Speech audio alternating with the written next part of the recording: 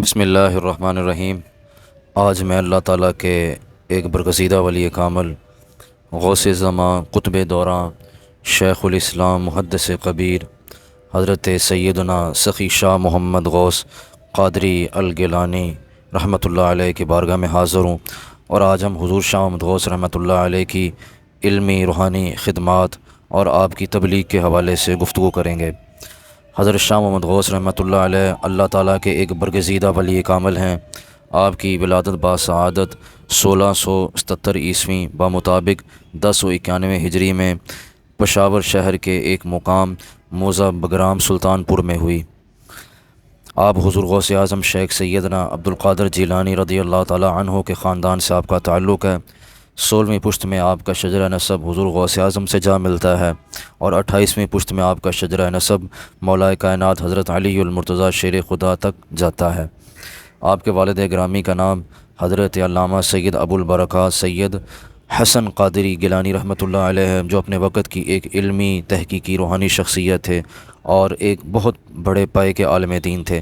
آپ کے دادا جان کا نام حضرت علامہ سید عبداللہ شاہ صحابی رحمۃ اللہ علیہ ہے، جن کا مزار ٹھٹھہ میں ہے، اور آپ بغداد شریف سے ٹھٹھہ تشریف لائے اور یہیں پہ آپ کا وصال ہوا، اور مکلی قبرستان میں آپ کا مزار مبارک ہے۔ آپ کے نانا جان کا نام حضرت سید علی ترمذی رحمۃ اللہ علیہ ہے، جن کا مزار بنیر شریف سوات میں ہے۔ آپ نے اپنی ابتدائی تعلیم اپنے والد گرامی حضرت ابو البرکات سید حسن بادشاہ قادری گیلانی رحمۃ اللہ علیہ کے زیر سایہ حاصل کی، قرآن مجید حفظ کیا۔ اس کے بعد آپ نے درس نظامی کے تمام علوم وہ اپنے والد گرامی کے زیر سایہ اپنے والد گرامی کے دارالعلوم میں حاصل کیے۔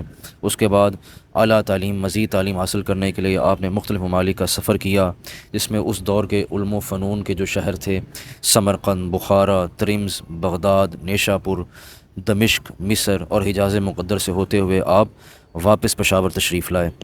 اس کے بعد آپ کے والد گرامی نے آپ کو چند سالوں تک، تاریخ میں ہے 5 سال بھی ہے، 10 سال بھی ہے، آپ کو اوراد و وظائف کروائے، ریاضات، مجاہدات کروائے، اور جب آپ کا مکمل تزکیہ نفس ہو گیا، اور جب آپ نے اپنے نفس پر مکمل قابو پا لیا اور بالکل اس کو فنا کر دیا، تو پھر آپ کے والد گرامی نے آپ کو خرقہ خلافت عطا فرمایا اور آپ کی ڈیوٹی لاہور میں لگائی۔ ایک اور آپ کے بڑے بھائی ہیں سید زین العابدین گیلانی رحمۃ اللہ علیہ، ان کی ڈیوٹی ہزارہ حویلیاں میں لگائی۔ ان کا مزار مبارک بھی حویلیاں ایبٹ آباد میں ہے۔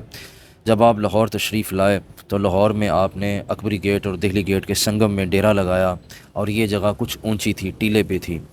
یہیں پہ آپ نے ایک مسجد کی تعمیر کی، اس کے ساتھ ایک دارالعلوم کی بنیاد رکھی، اور ساتھ لنگر خانہ بھی قائم کیا، جہاں پہ ہر رنگ و نسل کا آدمی بلا تفریق، بلا مذہب تفریق، ہندو، سکھ، عیسائی، ہر طرح کے لوگ یہاں پہ آتے، حضرت کا لنگر بھی کھاتے اور حضرت کا واعظ و نصیحت بھی سنتے، اور آپ کی اس نصیحت سے لاکھوں کے قریب لوگوں نے اسلام قبول کر لیا۔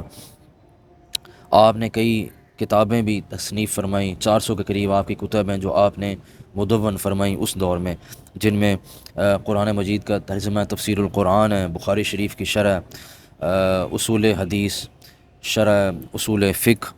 اس کے علاوہ کچھ کتابیں ہیں جو تصوف کی کتابیں ہیں، جن میں اسرار توحید، اسرار معرفت، اسرار طریقت، رسالہ غوثیہ، شرح قصیدہ غوثیہ، ایک دو کتابیں آپ کی ہیں، ذکر بالجہر اور ذکر خفی پہ ہیں۔ اس کے علاوہ آپ کے خانوادہ میں ایک کتاب چھپی ہے محدث کبیر کے نام سے، اس کے اندر آپ کے والد گرامی اور آپ کے دادا جان کی مکمل ہسٹری موجود ہے۔ آپ مادر ذات ولی کامل تھے، آپ سے کئی کرامتوں کا ظہور بھی ہوا۔